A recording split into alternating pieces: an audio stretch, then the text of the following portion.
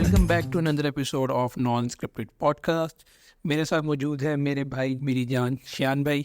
ठीक है, तो आज हमारे मतलब थोड़ी सी ना एजुटेट की रूह आई हुई है, वो escape the Matrix type vibe आ रही है हमें। तो हम लोगों ने सोचा आज हम थोड़ी बात करते हैं रिस्क टेकिंग के ऊपर कि यार पाकिस्तानी अवाम क्योंकि बहुत ज़्यादा डरती है, जैसे एंड्रू भाई भी गए थे स्केप द मैट्रिक्स, रिस्क लो, काम करो, ये वगैरह। मैट्रिक्स वाली पूरी कहानी क्या होती है क्या नहीं, वो उस बंदे की अपनी अलग थ्योरी है, उस पर किसी और दिन बात करेंगे। सॉरी आपकी बात कर रहा हूँ, आप एंड्रू ट्रेड वाले होंगे, मैं शायद अनवर वाला बंदा। गरीबो। खैर, तो आज हम बात करेंगे कि भाई रिस्क क्यों लेना चाहिए, इंपॉर्टेंस क्या होती है रिस्क टेकिंग की पाकिस्तानी अवाम से, क्योंकि बहुत ज़्यादा डरती है इस चीज़ से। तो इसके क्या आगे आपको बेनिफिट्स हो सकते हैं, क्या नुकसानात हो सकते हैं, हर एक चीज़ के बारे में हम कोशिश करेंगे बात करें, कुछ आपको समझाएं, थोड़ी बहुत मैं शान भाई एक दूसरे के साथ गप्पे लगाए। तो शान भाई क्या कहना चाहेंगे इस बारे में आप? जी अस्सलाम वालेकुम। सबसे पहले तो अच्छा, जैसे आपने बात की कि यार रिस्क टेकिंग पे हम बात करते हैं और पाकिस्तानी अवाम रिस्क लेने से बहुत डरती है, तो हमने इसके बारे में बात मल्टीपल ओकेजन्स में की है। जैसे कि हमने उसमें इन्वेस्टमेंट वाले में की थी कि हम रिस्क नहीं लेते और पोर्टफोलियो डाइवर्सिफाई नहीं करते, ब्ला ब्ला ब्ला। तो उसी से रिलेटेड है ये है कि यार हम अगर अपनी भी बात करें ना, तो हमारे लिए पॉडकास्ट एक रिस्क है, ठीक है। अब जो रिस्क टेकिंग है वो सिर्फ फाइनेंशियली नहीं होती, वो हर लिहाज से हो सकती है।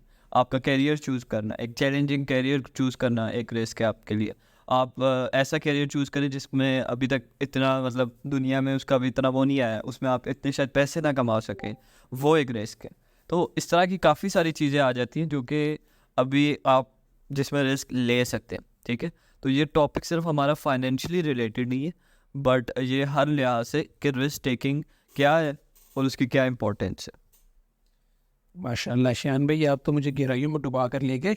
खैर एनीवेज, तो बात शान भाई की बिल्कुल यही ठीक है कि डिफरेंट टाइप ऑफ रिस्क होते हैं। जिस तरह शान भाई ने कहा कि ये पॉडकास्ट हमारे रिस्क वो क्यों है, ये देखो हम इस पर इतना टाइम और एफर्ट लगा रहे हैं, ठीक है। अभी हमने शुरू किया है, इंशाल्लाह इसको हम आगे भी नहीं रखेंगे। आज से 2 साल बाद 3 साल बाद अगर हमें इससे कुछ रिजल्ट नहीं मिलता तो हमारा वो जो टाइम हमने इसमें इन्वेस्ट किया था वो एक तरह का वेस्ट हो गया। कम्प्लीटली भी वेस्ट मेरे कहूँगा हो गया, हमें फिर भी इससे कुछ ना कुछ सीखने को मिलेगा, एक्सपीरियंस हो जाएगा यार, ठीक है। आगे जाके हम जब कुछ नए बंदों से बातें करेंगे, हमें नई नॉलेज मिल जाएगी, उसमें भी हमारे एक इजाफा हो जाएगा। तो कहीं ना कहीं हमें हेल्प आउट करिए कि बिल्कुल अच्छे से वेस्ट नहीं होगा। तो पाकिस्तानी अवाम जनरली बात करें तो रिस्क से बहुत डरती है, भी ऐसा क्यों? देखें, पहले तो मैं सॉरी आपकी दोबारा बात काट रहा था। पहली बात तो ये भी इतना तो उसने मेरा नहीं काटा जितनी आप मेरी बात काट जाते हो। देखें, सबसे जो मज़े की बात है ना रिस्क की, वो ये है कि रिस्क जिस मर्जी टाइप का हो, रिस्क जो मर्जी हो, ठीक है। और इवन दो अगर आप उस पर फेल भी हो जाओ, आप कुछ ना कुछ सीखते हो। जैसे आपने पॉडकास्ट की बात की, अगर हम 2 साल बाद डाउन द रोड याद करेंगे कि यार हमने कभी पॉडकास्ट की थी और वो लाइक सक्सेसफुल नहीं गई, जो कि उम्मीद है कि नहीं जाएगी, करके दिखाएंगे इंशाल्लाह, फिर छोड़ेंगे। एनीवेज द पॉइंट इज़ कि अगर हम किसी एक पॉइंट पे जाके हम छोड़ते हैं, तो जैसे आपने कहा कि कम्प्लीटली वेस्ट नहीं होगा, तो बात आपकी सही है। एक्सपीरियंस यार, हमने इस दौरान बहुत सारी रखी है, अभी सीधी बात है, हमने वॉइस को एनहेंस करना, ये करना, वो करना, एडिटिंग करना, सॉफ्टवेयर्स को सीखा, ये सीखा, मतलब मल्टीपल चीज़ें देखी। फिर उसके बाद हमने नोटिस किया कि यार टॉपिक्स पॉडकास्ट जो लोग करते हैं वो एक बहुत बड़ी आर्ट है, वो कोई छोटा काम नहीं है। और ये हमें करके आइडिया हो रहा है। वैसे तो हम सोचते हैं, जैसे हमने शुरू में कहा था कि पॉडकास्ट का आइडिया इस तरह है कि सारे फ्रेंड ग्रुप बैठ के कहते हैं यार हम पॉडकास्ट शुरू करेंगे। फिर जब हमने शुरू की तो पता चला कि यार ये पॉडकास्ट करना कोई इतना आसान काम नहीं है। बट द पॉइंट इज़ कि आप जो मर्जी रिस्क लो, जिस तरह मर्जी का रिस्क लो, और आप बेशक उस पर फेल भी हो जाओ, आप हमेशा उस पॉइंट से आगे होगे जिस पॉइंट से आपने स्टार्ट किया। अब यही बात है यार, जिस तरह अब आप किसी नए करियर के अंदर जा रहे हो तो वो आपके लिए एक रिस्क है। लेट से आप कोई की फील्ड में काम कर रहे थे ना, अकाउंटेंट, और आप कहते हो कि यार मैं कोई कंप्यूटर का लेट से कोई कोर्स वगैरह डेटा एंट्री का किसी और चीज़ का सीख के अपनी फील्ड चेंज करना चाह रहा हूँ, तो ये आपके लिए एक रिस्क है। आप एक चले चले करियर से उठ के किसी दूसरी चीज़ में जा रहे हो, आपके दिमाग में उसको ख्याल लेंगे यार मैं चला जाऊँ, चले ना चले, मैं क्या करूँगा, कल को मेरा क्या बनेगा। तो ये चीज़ें आपके माइंड में आती हैं। इन सारी चीज़ों को बाईपास करके, इनसे आगे गुजर के फिर एक प्रॉपर फैसला करना और एक चीज़ को डिसाइड करना एक बहुत बड़ी चीज़ है। और ये एकदम आपके साथ नहीं होगी, आपको छोटे छोटे रिस्क लेके ही ये काम बनेगा। अब रिस्क ना लेने का सबसे बड़ा नुकसान जो मैं समझता हूँ वो ये है कि आप बहुत ज़्यादा अपॉर्चुनिटीज़ गवा देते हो अपनी ज़िंदगी के अंदर। कि लेट से आपके पास इन्वेस्टमेंट परस्पेक्टिव से बात करूँ ना, कि यार आपको कोई प्लॉट मिल रहा है वैसे 20 लाख का, आपको 15 का मिल रहा है, ठीक है जी। तो आप सबसे पहले डर जाओगे कि भाई ये 15 का दे क्यों रहा है, ज़रूर या तो इसमें कोई फ्रॉड होगा, फ्रॉड नहीं तो भाई कोई मसला मसाइल हो गए, कोई ऐसी वैसी चीज़, तब भी बंदा सस्ता दे रहा है, वरना सस्ता नहीं होगा। आप ये चेक नहीं करोगे कभी भी कि भाई क्या पता ये ठीक ही निकला है, एटलीस्ट कंसिडर तो करो उस चीज़ को। मैं ये नहीं कहता कि आप पागलों जगह खरीद ही लो, लेकिन एक दफ़ा देखा ज़रूर करो, चीज़ को प्रॉपर अपने हिसाब से एनालाइज़ किया करो कि हाँ यार ठीक है, देखते हैं, चेक कर लेते हैं, अगर अच्छी हुई तो ठीक है, वेल एंड गुड, नहीं हुई तो मिस करा देंगे, क्या बुराई है, देखने में कुछ नहीं होता। लेकिन पाकिस्तानी हम देखना भी पसंद नहीं करती। शान भी आप क्या कहोगे? जी बिल्कुल, आपने सही बात की है। एंड इसी तरह आप देखें, हमने ये तो बता दिया कि रिस्क होता क्या है और रिस्क लेना चाहिए नहीं लेना चाहिए। हमें कुछ इसकी एग्जांपल्स भी देते हैं ताकि लोग वाकई यकीन है कि रिस्क का कोई फ़ायदा है। अब देखें, मैं इसमें सबसे एक एग्जांपल दूंगा ऐसे नोन बंदे की जिसका सबको पता है और जो कह सकें कि हाँ वाकई ये बंदा ठीक है, वो है एलन मस्क। अब हम सबको पता है कि यार वो दुनिया का सबसे अमीर तरीन बंदा ये है वो, लेकिन वो हमेशा तो नहीं था ना अमीर तरीन। अमीर हुआ होगा लेकिन अमीर सबसे अमीर तो नहीं था ना, ठीक है। तो इसकी ये एग्जांपल है कि अगर आपको याद होगा कि जब इसने पेपाल बेचा था अराउंड 1.2 बिलियन का, तो उसके बाद इसने Tesla and space x start किया था। तो एक पॉइंट आया था इसके कैरियर का या इसकी लाइफ का जिस 2008 में रफली, जब इसको रियलाइज़ हुआ कि यार अब मेरे पास पैसे ख़त्म है और बैंकरप्सी के बिल्कुल मैं करीब आ गया हूँ। तो उस टाइम पे इसने फिर भी रिस्क लिया। इसको इवन दो इसको सब ने बोला कि भाई किसी एक कंपनी को तुमने छोड़ना पड़ेगा, बट इसने रिस्क लिया, दोनों कंपनीज को रखा। क्योंकि उस टाइम पे बैंकरप्सी की बात इसलिए चल रही थी क्योंकि जो स्पेस एक्स है सॉरी, उसके 3 कंसेक्टिव रॉकेट फेल हो गए थे और टेस्ला की डिलीवरीज में इशू बन रहा था, मतलब वो दोनों बुरी तरह फेल हो रहे थे। बट उसने रिस्क लिया दोनों को रखने का। और रिस्क क्या था कि अगर वो किसी एक को छोड़ दे तो दूसरी चल जाएगी, बट उसने दोनों को चलाया। तो उसमें ये था कि शायद दोनों ही ना चले, यानी कि उसके पास कुछ ना रहता, बट उसने दोनों चलाए। एंड इवेंचुअली फिर स्पेस एक्स नासा को बार बार में ले आता हूँ। स्पेस एक्स ने इवेंचुअली एक सक्सेसफुल लॉन्च किया जिसकी वजह से उसको फंड्स भी मिल गए और टेस्ला इन्वेस्टर्स भी आ गए सब कुछ। और फिर उन्हीं एसेट्स को, उन्हीं कंपनीज़ के एसेट्स को उसने कोलैटरल रख के आगे लोन लिया, और उस रिस्क के बदौलत जो उसने 2008 में लिया था, आज 2023 में वो सबसे अमीर तरीन बंदा है। तो द पॉइंट इज़ कि अगर वो रिस्क ले सकता है और वो भी बिलियंस ऑफ डॉलर्स का, तो हमारे 5-10 हज़ार या 5-10 लाख या 5-10 करोड़ की क्या वैल्यू है। अब यार किसी के छोटे शान में हम अपनी एग्जाम्पल डाल लो। अब हम लोगों ने यार ये पॉडकास्ट वाला काम की, जिससे हमने थोड़ी पहले बताया कि ठीक है यार कोई हमें ना भी बेनिफिट हो, एक एक्सपीरियंस ही सही। इसके अलावा जिससे हमने पॉडकास्ट में बताया था कि हम दोनों एक बुक लिख रहे हैं अभी। अब उस बुक पे हमारा रफली अभी तक आई गेस साल होने वाला है हम लोगों को, हम साल से दोनों उस पर काम कर रहे हैं, ठीक है। अब इसको पब्लिश वगैरह करने में हर अपने उसमें भी हमारे ठीक ठाक थोड़े पैसे लग जाएंगे अभी। अब अगर हम इस चीज़ पे जाते ही ना कि यार नहीं बुक चलेगी नहीं, ये हो जाएगा वो हो जाएगा, तो हम कभी इसको स्टार्ट भी ना करते। लेकिन हम दोनों ने प्योर क्या सोचा जी, सिर्फ अपने इंटरेस्ट के पीछे कि यार खैर लिखते देखी जाएगी क्या है, ठीक है। वर्स्ट के सिनेरियो क्या है जी कि हमें इससे कोई पैसा नहीं मिलेगा, ठीक है, ये वर्स्ट केस है। तो हम दोनों उसमें भी हम तैयार हैं क्या, एक एक्सपीरियंस के लिए सही। लेकिन आप हमेशा इस चीज़ को सोचा करो, अब पाकिस्तानी माइंडसेट की कि यार आपने ये काम किया, अगर ये ना चला तो क्या होगा, ठीक है, पैसे डूब जाएंगे। आप दूसरे पे देखो, अगर चल गया तो क्या होगा। अब जिस नेट से हमारी बुक है, कल को मैं कहता हूँ बेस्ट के सिनेरियो में ये कोई इंटरनेशनल मार्केट में बिकनी शुरू हो जाए, तो भाई ये मिलियन ऑफ डॉलर की भी पोटेंशियल रखती है ना। लेकिन अगर बहुत बुरे हालात में जाए तो क्या, जो हम उस पर 50,000 लाख 2 लाख जो भी वटेवर हमारी कॉस्ट पड़ती है, वो अगर हुई तो वो डूब जाएगी, दैट्स इट। तो ये चीज़ है कि रिस्क लेने की तरफ आओ, ठीक है। जब तक आप रिस्क नहीं लोगे आप कोई बड़े गेम में नहीं जा सकते, ठीक है। आप वही जो एंड्रू भाई मेरे कहते हैं कि आप मैट्रिक्स में फंसे रहोगे, 9 to 5 वगैरह वाली कहानी पूरी, इसके ऊपर मैं पूरी बात कर चुकी है जॉब वर्सेस बिजनेस में, तो मैं दोबारा इसको ड्रैग नहीं करूँगा यहाँ पे क्या है क्या नहीं है। लेकिन शान भाई आप क्या कहना चाहोगे यार? मैं तो इस चीज़ के बिल्कुल हक में कि रिस्क लेना मस्ट है बंदा क्या, लेकिन वरना गुजारा नहीं चल सकता भाई। देखें, अगर साइकिल तोड़नी है तो एक रिस्क बहुत ज़रूरी है, ठीक है। एंड मैं ये नहीं कह रहा कि यार हमारे जितने भी बिलियनेयर्स हैं वो सिर्फ मेहनत से बने, प्योर मेहनत नहीं है, उनको लक कहीं ना कहीं मिली है। और तकरीबन मैं कहूँगा 99% के साथ लक थी तो वो बने, ठीक है। बट जब उनकी लक रोल में नहीं आई थी ना उनकी ज़िंदगी में, वो तब भी हमसे बहुत अमीर थे, मिलियंस में थे, ठीक है। बिलियंस में अगर नहीं भी पहुँचे थे, बिलियंस में पहुँचने के लिए अगर उनकी लक ने साथ दिए उससे पहले भी, लेकिन वो मिलियंस में थे। क्यों? क्योंकि उन्होंने रिस्क ऐसे अब लिए होंगे, ठीक है। एंड अब जिस तरह मैं बात करूँ, एप्पल है, गूगल है, इन सब का मैं देखते हैं कि यार इनका हेड ऑफिस तो यार एक गैरेज था, 2 ये थे। बट द पॉइंट इज़ कि उन्होंने रिस्क लिया और कैलकुलेटेड रिस्क था।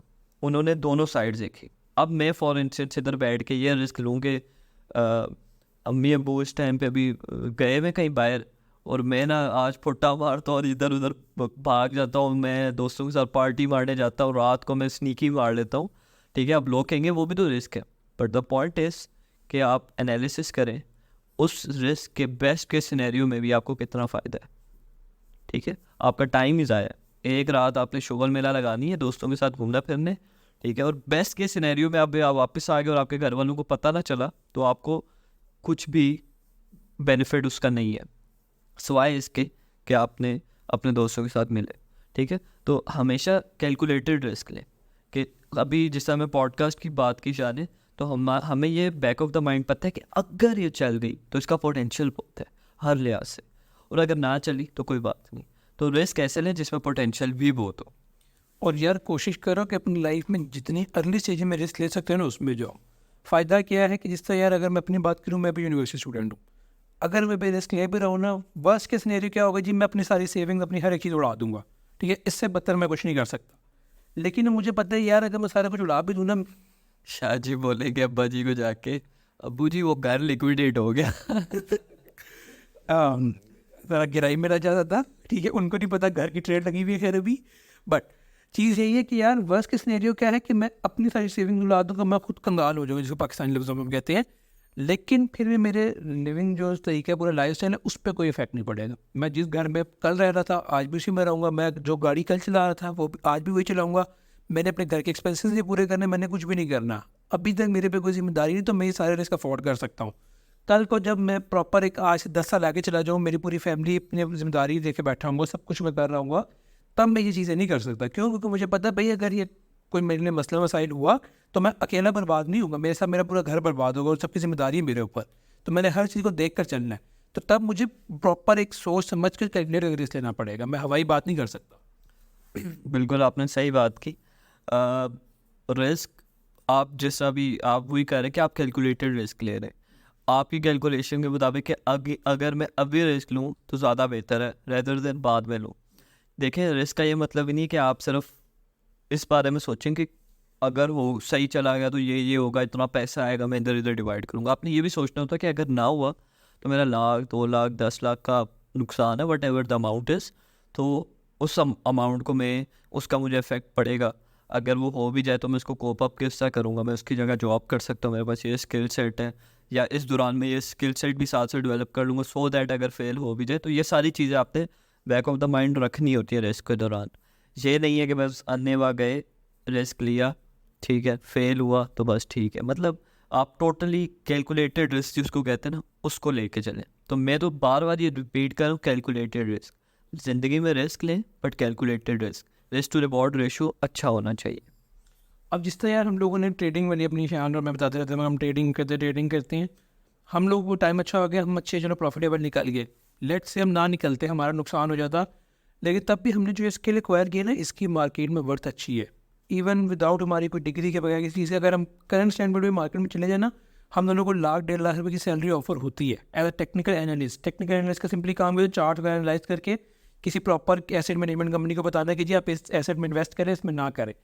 तो चीज़ वही है कि भाई रिस्क लो। अब हमारे केस में रिस्क हमारा अच्छा चल गया, ना भी चलता तो हमारे पास ये एक बैकअप चीज़ निकल आती है कि ठीक है जी हम किसी के लिए काम कर सकते हैं। बेशक ये नहीं मैं कह रहा हमेशा के लिए करो, हम लोगों को सारा लॉस हो गया, हमने कुछ 6-7 महीने साल उस बंदे के पास काम किया, हमारे पास दोबारा कोई इन्वेस्टमेंट इकट्ठी होगी 5-7 लाख रुपए की, हमने उस 5 लाख से दोबारा कोई रिस्क खेल लिया, कहीं पे इन्वेस्ट कर दिया, कुछ कर दिया, तो आपको कुछ ना कुछ गेन मिल जाए वहाँ से। देखिए, मैं तो ये कहूँगा कि अगर आप आगे की ज़िंदगी भी उसके साथ काम कर भी लेना तो कुछ बुरा नहीं है। एटलीस्ट आपको ज़िंदगी में ये रिग्रेट नहीं होगा कि यार वो ये बड़ी अच्छी अपॉर्चुनिटी आई थी, मिस कर दी। रिग्रेट के साथ जीना ज़्यादा मुश्किल है। फेलियर के साथ बंदा फिर भी जी लेता है, ठीक है, रिग्रेट के साथ बिल्कुल बंदा नहीं जीत सकता। तो वो 2 डिफरेंट चीज़ें। अब यार मैं अपनी एग्जांपल देता हूँ, एक कॉइन है BNB के नाम से। जब मैं इनिशियली 2019 में या 18 में जब हमने ट्रेडिंग स्टार्ट की थी, तब उस टाइम वो $15 के राउंड था, ठीक है जी, मैंने लिया, ठीक है, वो कॉइन में कुछ अर्सा पड़ा रहा और वो फिर एकदम से एक दिन में $30 पर चला गया, डबल हो गई मेरे पैसे। मैं बड़ा खुश जी, मैं क्या पता नहीं मैंने क्या उसमें कर लिया जी। फिर मैंने उसको फ्यूचर्स में ट्रेड लगाई, मेरे सारे पैसे डूब गए क्योंकि मुझे पता कुछ नहीं था, ठीक है, वो कैलकुलेट किए बगैर मैंने रिस्क खेला।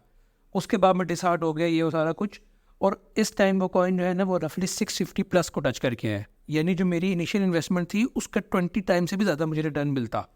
अब मुझे आज भी रिलेट होता है कि यार कि काश मैं वो मतलब बेवकूफ़ाना रिस्क लेने के बजाय कैलकुलेटर रिस्क ले लेता, उसमें प्रॉपर पैसे इन्वेस्ट करते, तो मैं पता नहीं कहाँ से कहाँ निकल गया होता अभी।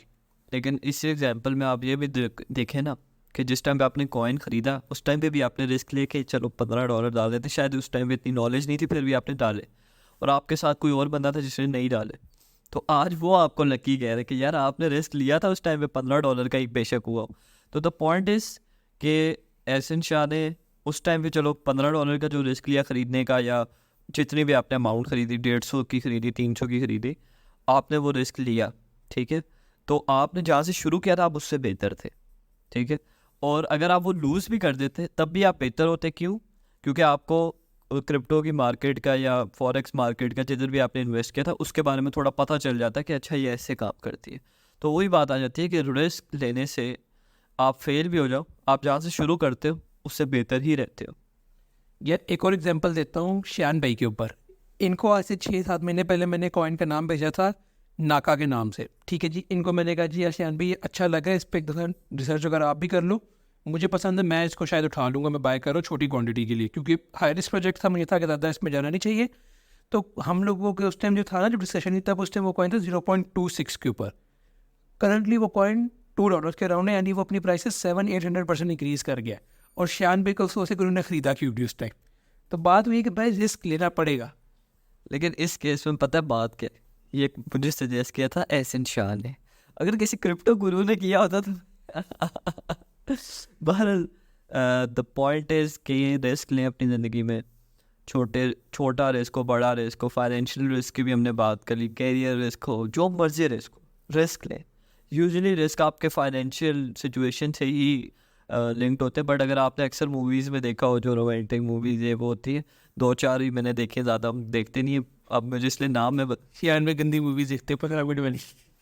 तो द पॉइंट इज़ के उसमें भी यूजुअली यही होता है कि वो आस का उड़ कर लेता है, वो भी एक रिस्क लेता है और फिर पूरी ज़िंदगी खुशी से गुजारता है। तो रिस्क किसी भी फॉर्म में, किसी भी तरीके से आपकी ज़िंदगी में आपके सामने प्रेजेंट होगा, ठीक है। तो वो रिस्क लें, नोबडी केयर्स, ठीक है, नोबडी इज़ गोना जज यू, एंड आपको ही उसका फ़ायदा, किसी को फ़ायदा नहीं है, ना आपको उसका नुकसान है ना कुछ है। आप अपने दिल से वो बोझ निकालें रिस्क लेके, ठीक है, फिर देखी जाएगी। तो that's it for today, and इंशाल्लाह नेक्स्ट पॉडकास्ट।